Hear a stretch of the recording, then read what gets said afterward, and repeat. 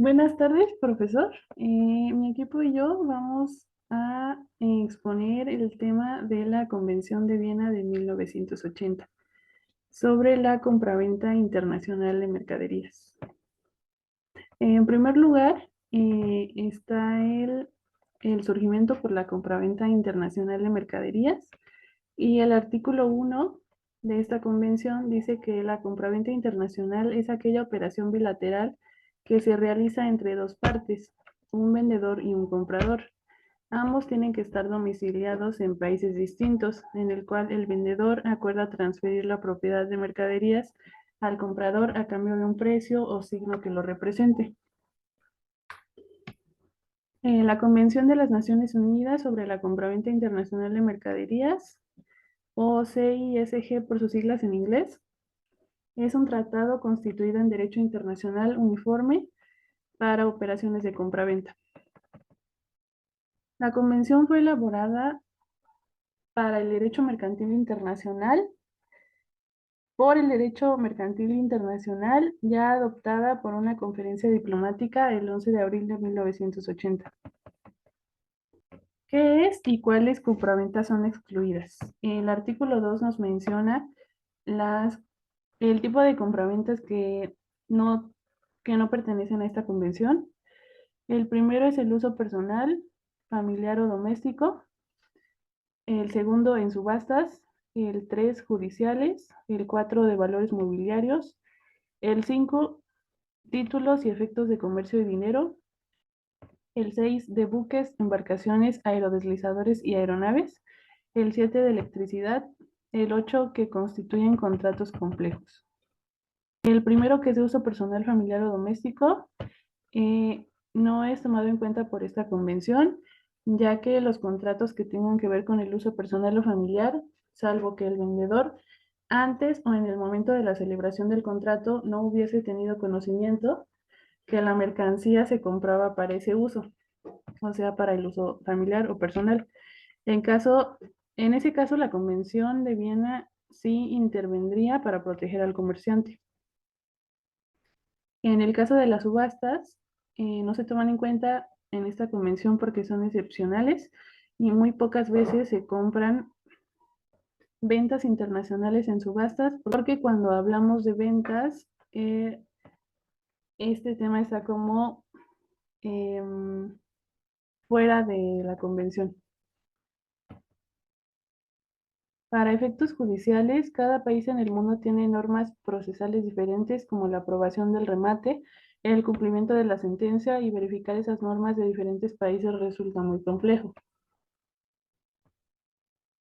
Para los valores mobiliarios, no es aplicada porque básicamente no es una mercancía. Por ejemplo, las acciones representan un capital social o una empresa, y además existe un tratado internacional que lo regula. De buques, embarcaciones, aerodeslizadores y aeronaves no son tomados en cuenta por su naturaleza jurídica, porque algunos países en las legislaciones del mundo lo definen como inmueble y otros lo definen como muebles. Es decir, no tienen el mismo significado para cada país y no se puede tener un convenio en común. En el caso de la electricidad, porque no hay una simetría en las legislaciones nacionales, ya que para algunos es tangible y para otros es intangible. Entonces, a fin de evitar esas diferencias, se excluyó. La Convención de Viena también toma en cuenta algunos principios para llevar a cabo un acuerdo entre un vendedor y un comprador. El primero es que tiene que ser por medio de buena fe, y esta es una regla de comportamiento que las partes en la etapa de ejecución del contrato se manifiesta en la etapa precontractual, donde se deriva una serie de obligaciones como brindarse cooperación recíproca necesaria, brindarse la información requerida para el cumplimiento de las obligaciones, y que el contrato tenga toda la información necesaria a fin de que pueda pactarse un buen acuerdo entre las partes. El otro principio es la razonabilidad, que habla de los casos en que cuando las palabras no fueron exactas y no pudieron derivarse fácilmente de las mencionadas en obligaciones y derechos, y existiera una duda en cómo se deben de interpretar las reglas, tiene como finalidad proteger la confianza en ambas partes. En la libertad de formas tiene dos manifestaciones. Primero, la libertad y manifestación de voluntad y la libertad de prueba. Es decir, el contrato internacional no tendrá que celebrarse ni aprobarse por escrito o en ninguna forma en particular y puede ser aprobado por cualquier medio. El otro es el principio de favor contractual y se trata de cuando la obligación es examinar a las mercancías entregadas y no existe una inconformidad. Por ejemplo, si se enviara una mercancía a Rusia y llegara 10 días tarde, el perjudicado puede poner una multa y la Convención de Viena está llena de posibilidades para la víctima o el afectado por el incumplimiento a fin de que el contrato no se rescinda, es decir, no se termine. Y si el importador o el exportador es víctima de un incumplimiento de tal gravedad que no haya manera de seguir adelante con ese contrato, entonces se tendría que rescindir. Yo les voy a hablar sobre el qué regula y qué no regula la Convención de Viena. Esto se establece en el artículo 4, pues nos dice que establece que esta convención solo regula la formación del contrato de compraventa y los derechos y obligaciones del vendedor y del comprador que forman parte de este contrato. En este mismo artículo se establece que no regula la validez del contrato ni a la de ninguna de sus estipulaciones, ni tampoco a la de cualquier uso. En el inciso B estipula que a los efectos que el contrato pueda producir sobre la propiedad de las mercancías vendidas. Es importante mencionar también el artículo 5, pues nos dice que la presente convención no se aplicará a la responsabilidad del vendedor por la muerte o lesiones causadas a un individuo por parte de las mercaderías. Y en el artículo 6 establece que las partes podrán excluir la aplicación de la presente convención y pueden establecer excepciones a cualquiera de sus disposiciones o modificar sus efectos. ¿Qué se necesita para celebrar un contrato de compraventa internacional? El primer punto es el consentimiento de las partes, lo cual lo establece el artículo 9, pues menciona que las partes quedan obligadas por cualquier uso en que hayan convenido y por cualquier práctica establecida entre ellas. La segunda es la mercancía determinada o determinable. El tercero es el precio cierto en dinero o signo que lo represente. También establece que no necesariamente debe ser escrito para que tenga validez. Y esto se establece en el artículo 11, pues dice que el contrato de compra-venta no tendrá que celebrarse ni probarse por escrito, sino que puede probarse por cualquier medio, incluso por testigos. Y dentro de este mismo contexto se encuentra el artículo 13, pues dispone que la expresión por escrito comprende el telegrama y el telex. Y por último está que puede modificarse y extinguirse por mutuo acuerdo. Y en los elementos del contrato de compraventa internacional está la identificación de cada una de las partes, las declaraciones, el objeto del contrato y descripción de las mercancías, precio y condiciones de pago, plazos y condiciones de entrega de la mercancía, inspección de las mercancías, derechos de propiedad, transmisión del riesgo y la vigencia del contrato. En esta parte hablaremos dentro de la Convención de Viena de 1980 en las obligaciones y los derechos que tiene el vendedor en este acuerdo contractual. Primero iremos con las obligaciones, que principalmente es entregar la mercancía y con esta entregar la documentación que lleve la mercadería, ya sea como aquí dice, la transmisión de la propiedad. Y de haber alguna falta en la conformidad de parte del comprador, tendremos la indemnización de los daños y perjuicios que serán pagados por el vendedor.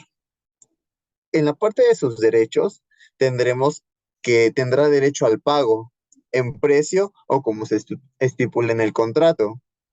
También que se le notifique o comunique cualquier cambio, cualquier tipo de inconveniente, que lo veremos más adelante porque será importante. Que reciba las mercaderías en tiempo, forma, conforme a lo acordado, ya sea de forma verbal o escrita. que sea firmado por ambas partes. Y también tendrá derecho a que si el comprador incurre en una falta de conformidad ante el vendedor, tendrá también derecho a que se le indemnice por daños y perjuicios. Y esto estará estipulado ya sea en el contrato o como lo estipule la convención. Ahora entraremos a lo que es la parte 3 de esta convención, que es la compraventa de mercaderías, y en el capítulo 1, que son las disposiciones generales. Tenemos que nuestro artículo 25 nos dice que ante algún incumplimiento del contrato por alguna de las partes, como antes comentaba, será y que cause un perjuicio a la par y prive de lo que tenía derecho a esperar en virtud del contrato. La otra parte será indemnizada de cierta forma, salvo que no estuviera previsto que hubiera algún inconveniente en el traslado o en la actividad de la mercadería. Nuestro artículo 16 nos dice que se podrá dar declarada la resolución del contrato al comunicarse. Esta resolución se refiere a la terminación del contrato, pero tiene que comunicar una parte a la otra. Nuestro artículo 27 nos dice que tendrá que haber una transmisión de la comunicación ante, como antes comentaba, ante la demora o error. Nuestro artículo 28 nos dice que deberá haber un cumplimiento de la obligación. No estará obligado a ordenar el cumplimiento específico a menos de que tenga que hacerlo. Y que dentro de esa parte sea respecto a los contratos de compraventa similares no regidos por la presente convención. Nuestro artículo 29 nos dice que este contrato podrá modificarse o extinguirse por el acuerdo de ambas partes. Tendrá que estar estipulado de forma escrita y será de acuerdo a los términos establecidos. Como lo vemos aquí, dentro del capítulo 2, se encuentran ya como tal las obligaciones del vendedor. Y como lo mencionaba anteriormente, en nuestro artículo 30 nos dice que hay que entregar la mercadería, la mercancía, la documentación y la transmisión de la propiedad.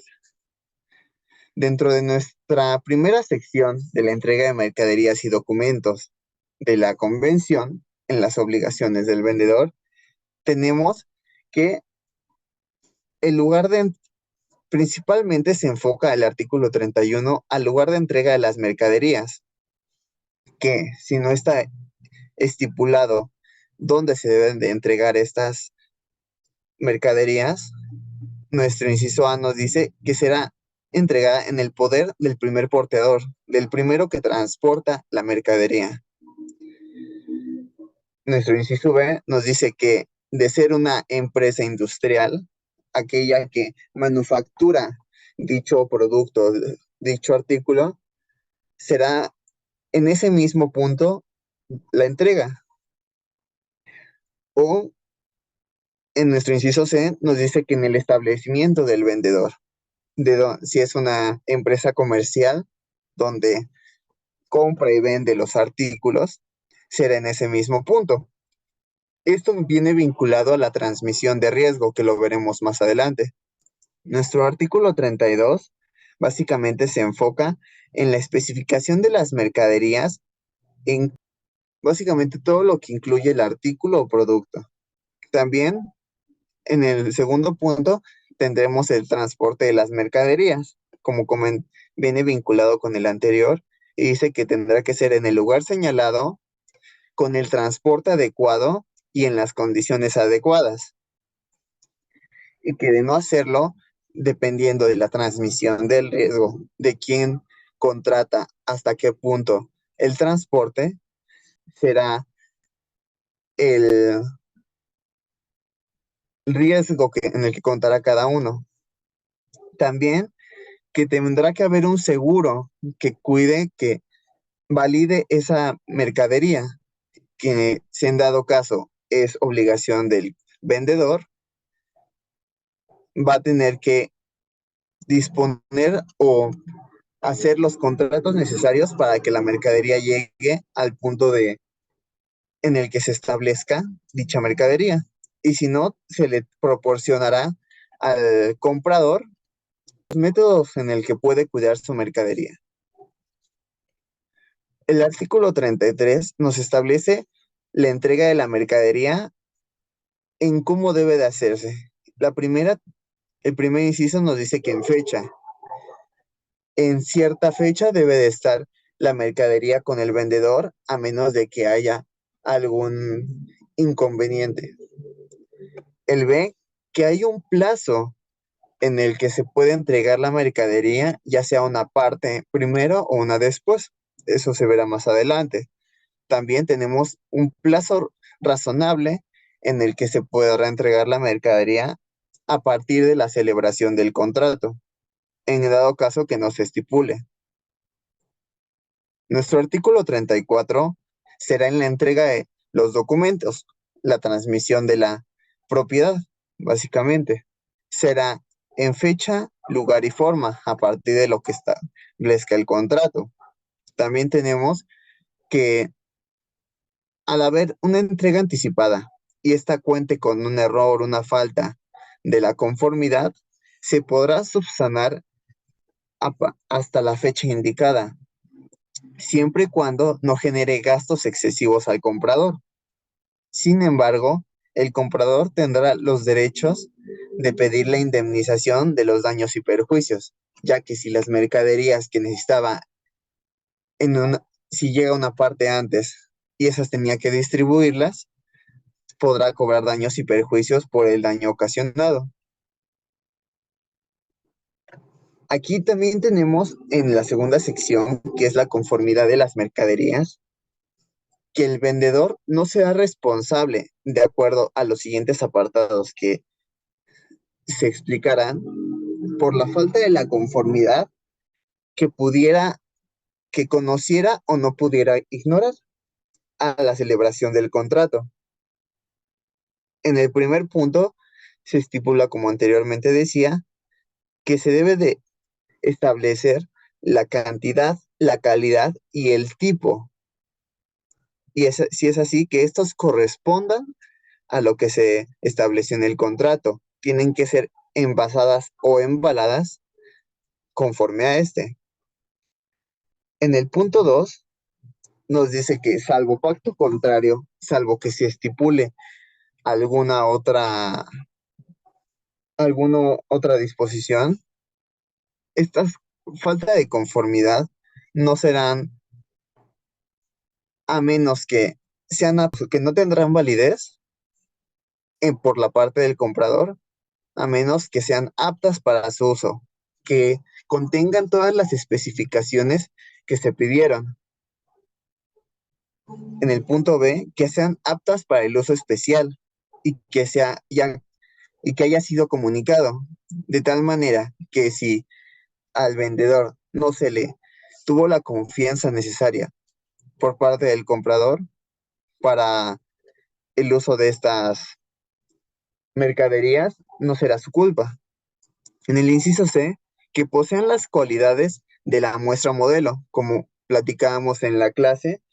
Si se entrega una muestra, tiene que ser idéntica o tendrá un cierto rango de variabilidad muy mínima, pero que siempre corresponda a la muestra o modelo y que tendrá que ser envasado o embalado de forma adecuada.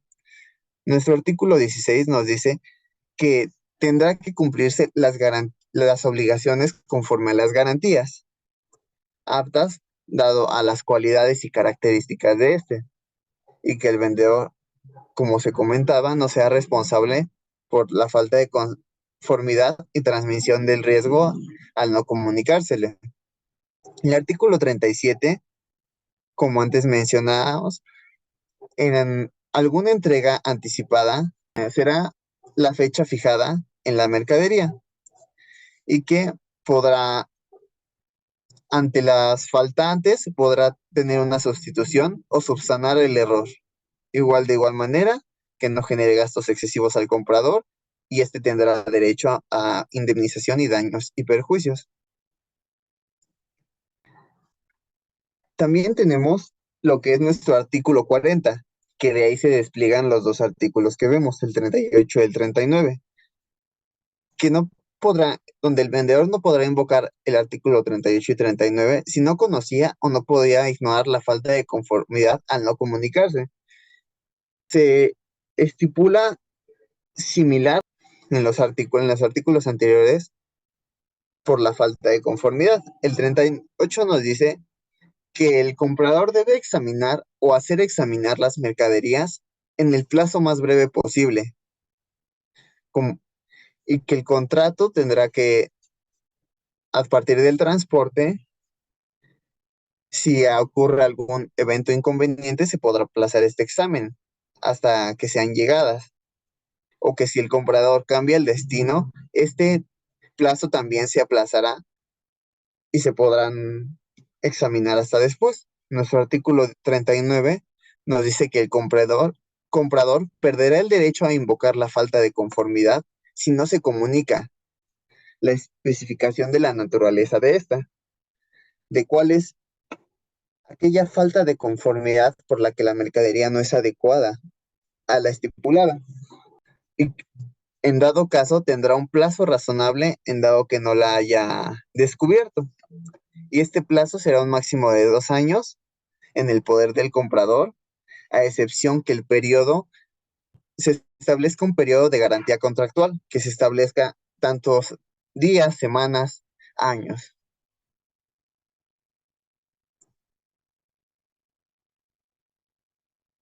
Y finalmente tenemos nuestra sección 3, que esta se encuentra en los derechos en las obligaciones del comprador, pero que aquí se estipulan los derechos y acciones en caso de incumplimiento del contrato por parte del comprador. Nuestro artículo 61 nos dice que si el comprador no cumple con las obligaciones de los siguientes artículos, el vendedor podrá exigir una indemnización por daños y perjuicios, que es lo que comentaba antes, si el comprador, pero ahora del lado del vendedor, a favor de este, dado que si se incumple el contrato en el pago, en alguna sección, o que no reciba las mercaderías, se le podrá indemnizar al vendedor. El vendedor no perderá el derecho a exigir la indemnización si ha ejercido otra acción similar. También que el vendedor haya ejercido una acción que incumpla el contrato, dado que un juez o árbitro no concederá este plazo de gracia. El artículo 62 nos dice que el vendedor exigirá el pago, la recepción y el cumplimiento de las obligaciones, salvo que este mismo no haya cumplido con las suyas, con sus obligaciones. El artículo 63 nos dice que el vendedor, tanto el comprador y el vendedor, podrán fijar un plazo suplementario razonable. ¿A qué se refiere esto? Que si por cualquier error o alguna falla en el transporte de las mercaderías o en la materia prima, en dado caso, habrá otro plazo suplementario al que ya se tenía para cumplir con las obligaciones. En dado caso que el comprador no haya comunicado el no cumplimiento en el plazo. Sin embargo, al comprador comunicarlo, el vendedor no podrá ejercer ninguna acción por incumplimiento. Y el artículo 64 nos dice que el vendedor podrá dar como resuelto el contrato si hay un cumplimiento esencial, por lo general el incumplimiento del pago. Y el artículo 65 nos dice que el comprador deberá especificar forma, dimensiones y características, como lo comentaba anteriormente, que deberá hacerlo, que de no tenerlo en la fecha y en el plazo, el vendedor dará las especificaciones y este mismo tendrá que notificar al comprador. Si en un plazo el comprador no responde a estas especificaciones que el vendedor ha establecido, el vendedor tendrá la fuerza vinculante para producir o para solicitar el producto como él lo ha declarado. Bueno, yo les voy a hablar del comprador, de sus derechos y obligaciones. Bueno, como derechos tenemos el exigir lo pactado, de no darse la conformidad del pago, puede extinguir y pedir indemnización por daños y perjuicios causados. También tiene el derecho de declarar resuelto el contrato ante el incumplimiento de lo pactado y puede solicitar información sobre el seguro, establecer el plazo de entrega y cambiar el destino de la entrega. Y como obligaciones tiene que determinar el precio que va a pagar por el producto recibido, eh, hablar sobre la modalidad de cómo va a efectuar el pago, ya sea anticipado, de contado o a plazos. Eso lo tendría que hablar con el vendedor para pactar cómo se va a pagar. El lugar del pago, tiempo en el que se debe hacer el pago, pagos, pagar el precio, recibir la mercadería y examinar la mercadería en el plazo lo más breve posible para informar al vendedor de cualquier inconformidad lo antes posible. Esto nos quiere decir que tiene que revisar la mercadería justo cuando le llegue, por si tiene alguna inconformidad, hacérsela saber y si hay alguna inconformidad, pues de una vez aclararlo. La resolución del contrato se puede terminar por dos cosas, por el incumplimiento de alguna de las partes o el no cumplimiento al plazo de gracia. El plazo de gracia es cuando una de las partes afectadas podrá fijar un plazo de gracia de una duración razonable para que el deudor cumpla con sus obligaciones en el plazo que éste haya determinado para el cumplimiento del acuerdo antes acordado. Yo les voy a hablar de las disposiciones en común. Las disposiciones en común se refieren a las obligaciones que comparten ambas partes. Vamos con el artículo 71 que dice que difiere con el cumplimiento de sus obligaciones si más adelante no pueden cumplir con sus obligaciones. Esto se refiere a que si ya se realizó el contrato de la venta de mercaderías, si alguno más adelante no puede cumplir sus obligaciones, se podrán diferir, o sea, como cancelarlas por causa de fuerza mayor, que alguno no pueda, tenga problemas por algún equipo de transporte o algo así, puede diferir el cumplimiento de sus obligaciones. El artículo 72 es resolver con contrato en caso de una modificación de las obligaciones. Esto se refiere a que tiene que ver con el último, con el anterior. Esto tiene que ver con la modificación, es como un convenio al momento de querer modificar cada una de sus obligaciones y si la otra parte está de acuerdo, se puede hacer. El artículo 73 nos dice que si se incumple una obligación, se deberá indemnizar por los daños y perjuicios. Esto quiere decir que ambas partes, si incumplen con alguna de sus obligaciones, deben de pagar, ya sea monetariamente o reponer el daño. Al igual se relaciona con el 77, que dice que la exoneración de las responsabilidades si se repara el daño del incumplimiento de una obligación. Esto dice que si incumplió pero reparó el daño, ya sea monetariamente o reponiendo las mercancías, puede existir una reducción de la indemnización de los daños. Y el artículo 85 que dice que ambos deben de conservar las mercaderías si el comprador se demora en recibirlas. ya que el vendedor no puede venderlas, ya que está sujeto por un contrato. Entonces, hasta que no se las entregue, no puede hacer otro uso que no sea el de entregarlas. La siguiente va a ser de la transmisión de riesgo. La transmisión de riesgo se refiere al momento exacto en el que el comprador y el vendedor se hacen responsables de lo que le pasa a las mercaderías. El artículo 76 nos dice que el daño de las mercaderías después de la transmisión de riesgo no exime al comprador de pagar el precio de la mercancía. Esto quiere decir que si ya se le entregó al comprador y después se dañan las mercancías, no quiere decir que ya no deba pagarle al vendedor, porque la transmisión de riesgo ya se pasó hacia él. El artículo 67 dice que si en la entrega de las mercaderías el vendedor no está obligado a entregarlas, como si no se estipuló en el contrato, se transmite el riesgo solo con la entrega del primer porteador. Esto quiere decir que si el vendedor y el comprador hicieron un contrato y no se estipuló la entrega obligada en cierto o determinado lugar, solo se va a transmitir el riesgo al primer porteador. El porteador es aquella persona que se hace cargo de transportar las mercancías. Por ejemplo, si una persona vende mercancías y las transporta de su empresa con un auto hacia un muelle, pues el auto se convierte en el primer porteador. Entonces ahí ya se hace responsable el comprador. Y el artículo 68 nos dice que la entrega de mercaderías al comprador y el riesgo se transmite desde el momento en que se hayan puesto en el poder del porteador.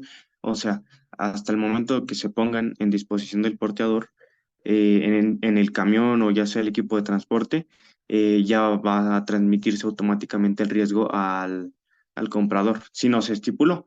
Eso es lo que nos lleva a este punto que dice que también pueden ser estipulados expresamente en el contrato con cláusulas comerciales con los 5 terms, que los 5 terms son términos internacionales de comercio y ahí viene más detallado el cómo se hace la transmisión de riesgo y cada uno de qué se hace cargo y con los gastos de transporte y el riesgo. Igual se pueden hacer diferentes combinaciones de quién, si en caso de que resulte dañada la mercancía, pueden llegar a un acuerdo y ambos poner cierta parte de la mercancía para que uno no absorba todo el daño. Y eso sería todo. Gracias.